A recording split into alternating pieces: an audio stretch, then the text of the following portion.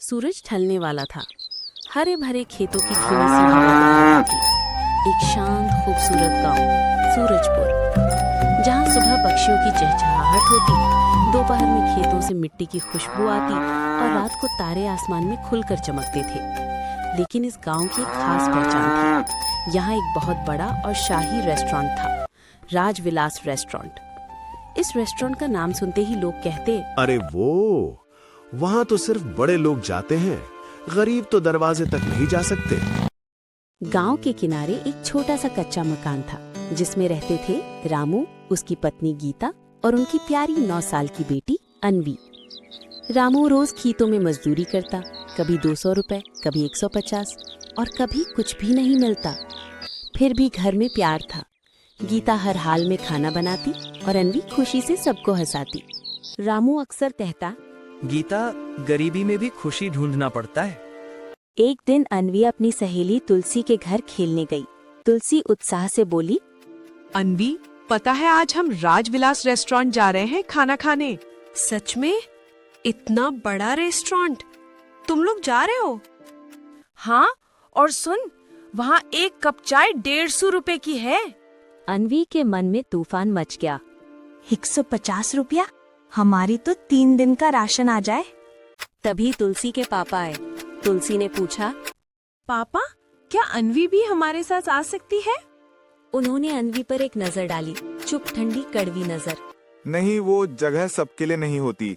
गरीब लोग वहाँ नहीं जाते, उसे घर भेज दो। ये सुनकर अन्वी की आंखें भर आईं। वो चुपचाप घर चल दी।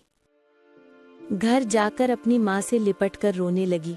माँ, क्या गरीबी कोई गलती है? नहीं बेटी, गरीबी कोई पाप नहीं। एक दिन हम भी अच्छा खाएंगे। नहीं माँ, हम वहाँ नहीं जाएंगे। हम अपना ढाबा खोलेंगे जहाँ गरीब भी सम्मान से खा सकें। उसके दिल में एक सपना जन्म ले चुका था। अगली सुबह गीता घबराई हुई भागती आई। रामू, अन्वी उठ नहीं रही, बहुत देर से बुला रही हूँ। रामू भागकर अंदर गया। अन्वी, उठ बेटा, सुन। लेकिन अन्वी बेहोश पड़ी थी, सांस धीमी, चेहरा फीका। तुरंत बैलगाड़ी में डालकर वो अस्पताल ले गए। डॉक्टर ने चेकअप किया, चेहरा गंभीर था। आपकी बेटी को कैंसर है और अब समय बहुत कम है। गीता जमीन पर गिर पड़ी। रामू काम गया। डॉक्टर, कुछ तो इलाज होगा। अब कुछ मुमकिन नहीं, उसे घर ले जाएं। घर आने के बाद रामू अन्वी के पास बैठा रहा, फिर धीमे से बोला, गीता, अन्वी का सपना था ढाबा खोलना, गरीबों को खाना खिलाना। पर गीता की आंखों से आंसू बह रहे थे। मैं उसकी उम्मीद नहीं मरने दूंगा, चाहे कितना गरीब हूँ, उसका सपना पूरा करूंगा। यही सोचते सोचते उस रात दोनों सो नहीं पाए। अगले दिन रामू जमींदार लालाराम के घर गया। सेठ जी, थोड़े पैसे चाहिए अन्वी के सपने के लिए। लालाराम हंस पड़ा। अरे कंगाल, तू ढाबा खोलेगा? गरीब लोग सपने नहीं देखते, जाकर खेत में काम कर। रामू चुपचाप वापस लौट आया, लेकिन उसके कदमों में हार नहीं थी। गांव के रास्ते में उसने एक ठेला देखा और पूछा, 20 रुपए में दाल चावल? रामू ने एक प्लेट मांगी। खाना सरल था, लेकिन दिल को सुकून देने वाला। वो बोला, भाई, इतनी सस्ती प्लेट में मुनाफा होता है? ठेले वाला मुस्कुराया। थोड़ा सा, पर असली खुशी गरीब का पेट भरने में है। रामू के दिल में बिजली सी चमक दे। अब बस ऐसा ही करूंगा। वह दौड़कर अपने दोस्त करण के घर गया। करण, तुम्हारा पुराना ठेला है, मुझे चाहिए। क्यों? अन्वी का सपना पूरा करना है। करण ने बिना सवाल किए ठेला दे दिया और घर आकर गीता से बोला, गीता, 20 रुपए में भरपेट खाना देंगे, रोटी, दाल, चावल, सरल लेकिन सम्मान। गीता मुस्कुराई। रामू, तुमने मेरी और अन्वी की उम्मीद जगा दी। अगली सुबह ठेला चमक रहा था। दाल उबल रही थी, रोटियों की खुशबू हवा में फैल रही थी। बड़ा सा बोर्ड लगा, 20 रुपए में भरपेट खाना। धीरे धीरे लोग आने लगे। बच्चे पूछते, काका, सच में 20 रुपए में? हाँ बेटा, यहाँ कोई भूखा नहीं जाएगा। 2 किसान आए। भाई, इतना सस्ता? हाँ, मेरी बेटी का सपना है। दोनों ने भूखे पेट गरम गरम खाना खाया। भाई भगवान भला करे तुम्हारा। रामू की आंखें भर आईं। तभी एक बुजुर्ग साधु आया। बेटा, तू पुण्य का काम कर रहा है।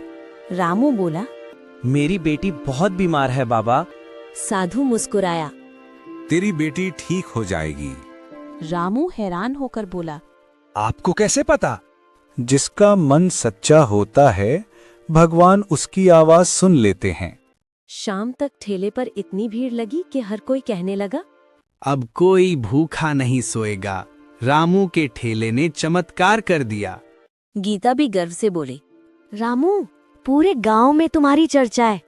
दूसरे दिन करण भागता हुआ आया। रामू, बड़ा मेडिकल कैंप लगा है, कैंसर का मुफ्त इलाज। रामू के भीतर उम्मीद जागी। चलो गीता, एक बार कोशिश और करते हैं। बैलगाड़ी में अन्वी को लेकर कैंप पहुंचे। विदेश से आई डॉक्टर ने चेकअप किया। कुछ देर बाद डॉक्टर बाहर आई। आप लोग अन्वी के माता पिता है? दोनों घबराए हुए खड़े थे। डॉक्टर मुस्कुराई। आपकी बेटी को कैंसर नहीं है। दोनों चीख पड़े। क्या? उसे सिर्फ एक सामान्य बीमारी थी, गलत रिपोर्ट दी गई थी। ये दवाई दें, कुछ ही दिनों में बिल्कुल ठीक हो जाएगी। रामू वहीं बैठकर रोने लगा, पर वो खुशी के आंसू थे। डॉक्टर, आपने हमें दूसरी जिंदगी दे दी। अगली सुबह अन्वी बोली, पापा, मेरा सरप्राइज कहाँ है? रामू ने उसे बाहर लाकर ठेला दिखाया।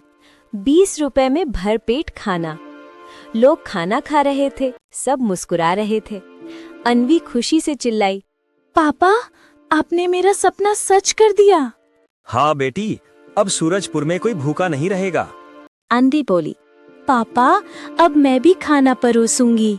और उस दिन से एक छोटी बच्ची का सपना पूरे गांव का सहारा बन गया।